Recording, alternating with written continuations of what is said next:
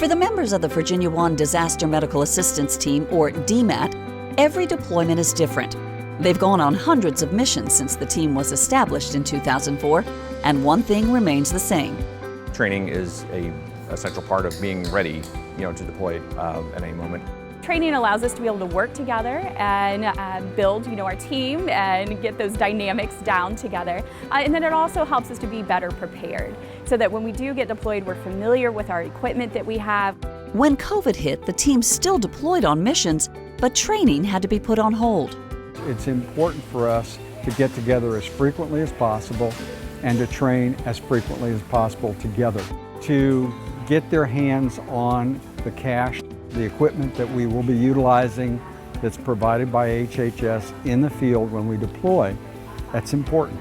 Most of this stuff is stuff they don't touch every day, so it's important that we get their hands on it as often as we can.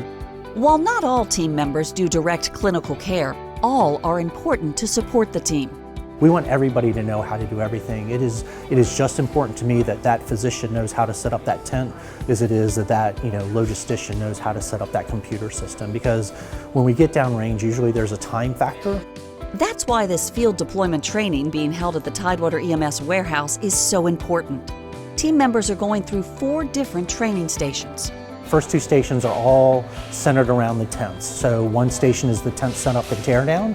It's usually done with just a few people, but since there are many new people on the team, leaders want everyone to get the hands-on training. And the other station is really what we consider like the tent build out. Once you have the shell of the tent up, what goes inside the tent, where does equipment get placed? We want everybody to have a general feeling of where stuff goes. So when we do go downrange, they can help in that, such as air conditioning units, plumbing, electrical, toilets, all that kind of stuff.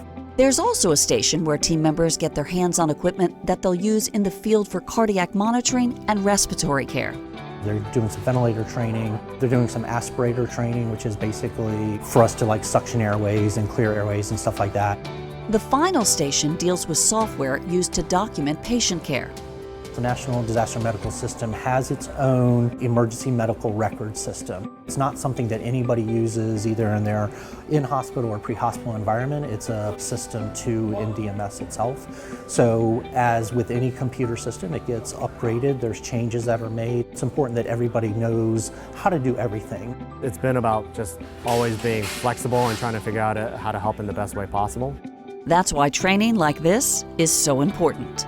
To make sure that we can bring everyone up to speed to do at least at a minimum setting up a tent, which is such a basic thing, but it's literally where you're living, eating and breathing and sleeping and taking care of patients, and you want to make sure that that's done safely.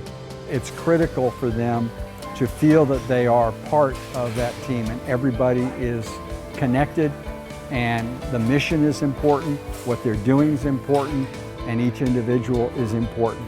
Help not only patients, but help emergency managers or other healthcare professionals when they need it during times of disaster. Our motto is the best of care in the worst of times, and I think that this team embodies that.